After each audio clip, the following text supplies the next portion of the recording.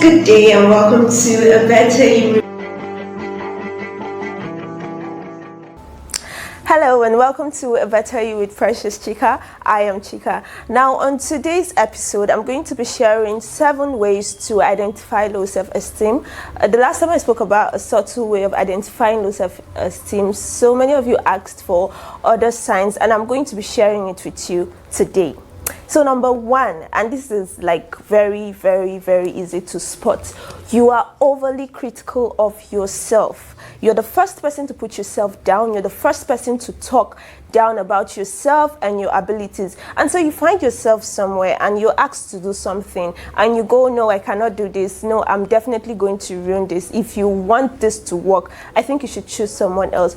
So sometimes we think that when we do these things, we are trying to defend ourselves from external criticism. But what we don't know is that it is out of low self-esteem, and so you are very quick to talk down yourself and to talk down your abilities. That is one of the signs of low self-esteem. Secondly, you are unable to handle disappointment. So you plan something and it doesn't work out as planned, or results come in and they're not exactly what you hoped for in every area of your life. The first thing you do is to blame yourself. You feel like it's because you are not capable of doing that. That was why it happened. Now when you see someone with a healthy self-esteem, what they do is look into the matter and ask themselves what exactly went wrong and try to fix it. But because you do not have a healthy self-esteem, the first thing you do is blame yourself. I knew I was going to fail. I knew. Just self-criticism comes into play again. You are unable to handle disappointments.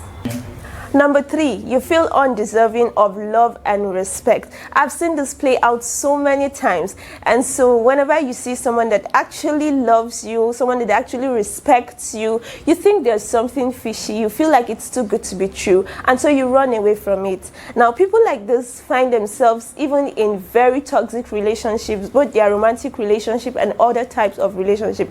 And they are comfortable in it because they think that's what they're deserving of. I'm sure that you have seen this play out, even if it's not in your life, in someone else's life, where they feel like they don't deserve the person. So when it comes, they run away from it. Sometimes this even happens subconsciously, but because we do not have a healthy perception of who we are, we think we're not deserving of love, we're not deserving of respect, and so would settle for less and run away from anything that actually looks like it. Number 4, you are a people pleaser. You are always trying to please people. I mean, I think the only thing that pleases everybody is ice cream. Does ice cream even please everybody? But then you are trying to please everybody. Now that is not possible. As human beings, we always have people that will not support what we say, people that will have a different opinion. But because you do not have a healthy self-esteem, you are quick to want to bend to everybody's rules, to want to take in everybody's opinion, just do everything that will make everybody around you happy. Hey, you are not ice cream. You cannot please everybody. So if you find yourself doing that, it is one sign that you are still suffering from low self-esteem. Number 5, you do not love your body. Now this is one very important thing to watch out for. If you want to know if you're suffering from low self-esteem, ask yourself, how much do I love my body? Are there things about me that I wish I could change? Or even more importantly, things about my body that I feel would have made me a better person, or would have made me more attractive, would have made me finer? If you have that opinion about yourself, it means you're suffering from low self-esteem. Number 6, difficulty speaking up or standing up for yourself. Now this resembles people pleasing, since you'd want to do everything that people want, but then we're coming from a different angle. In this scenario, you have something to say, you have an opinion, you have an idea, but you are afraid to speak up.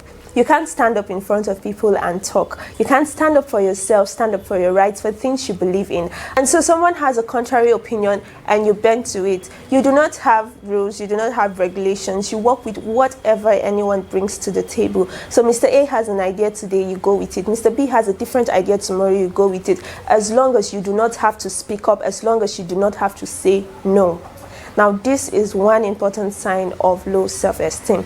And lastly, you're always sorry. Sorry seems to be your favorite word. So instead of excuse me, you say sorry, please. Instead of thank you for waiting for me, you're sorry you're late. You are always sorry. Sorry for being happy. Sorry for coming early. Sorry for coming late. Sorry for making your own decisions. You are always sorry. Now, why saying the word sorry is not a wrong thing, one way to identify that you have low self-esteem is that you feel sorry for everything. You're happy and someone else is unhappy, you feel sorry for that. You're making progress and someone else for some other reason is not making progress, you feel sorry about that because you feel like every other person deserves better than you. And so when it is the other way around, you are sorry. Alright, so I just shared 7 signs to identify low self-esteem. Now, if you find yourself or any other person suffering from low self-esteem exhibiting these signs, then you can always build a healthier self-esteem. Like I said, the good thing about self-esteem is that it can be worked on, it can be developed, and it can be built. So watch out for these signs, and if you see them, then you can make changes. I hope you got value from this. Please do subscribe, comment, and like this video. Catch you on my next video. Thank you.